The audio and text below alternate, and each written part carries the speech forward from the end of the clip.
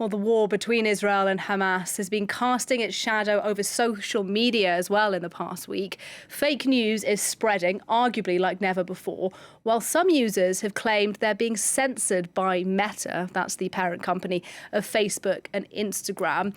France 24's Dalia Hijazi has been looking into that. She's with me in the studio now. Dalia, thanks for coming in to talk to us about this. Just tell us, first of all, about these claims and who says that they're being censored.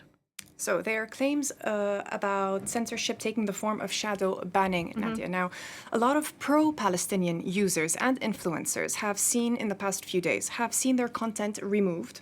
So some have actually posted real stories and have seen that the content has been removed with a message by Instagram saying that their content goes against the policies or the guidelines of Instagram.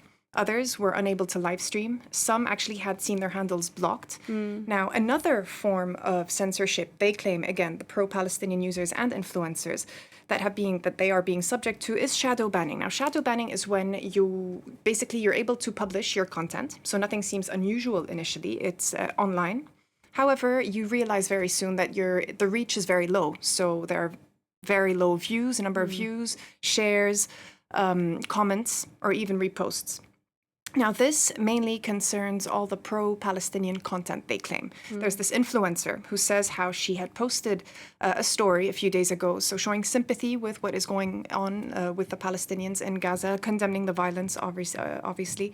And she had about 5 views in less than a few hours. However, right after, she had posted an image of a photo, something completely banal, an image of a skirt, for instance, and that actually had about 100 views within barely 5 minutes.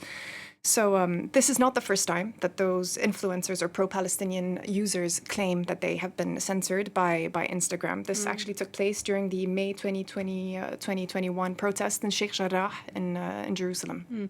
And has Meta been responding to these particular accusations? Now, Meta refused any claims of censorship on the basis of taking sides or silencing Palestinian voices. They had posted last Sunday saying on the internet, saying that their policy, basically the content policy that they apply, it's never their intention to suppress a particular community or point of view, and that policy is applied to everyone. They also mentioned a bug, a bug that would have affected all accounts equally on the globe, with nothing to do with the subject of the content.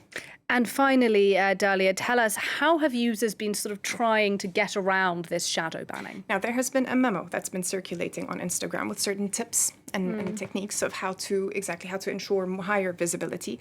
So some influencers, for instance, mention having GIFs of, for instance, the Israeli flag in the background to boost the algorithm. Others mention, for instance, promoting Israel in the label of the post, like a hashtag with Free Israel, for instance.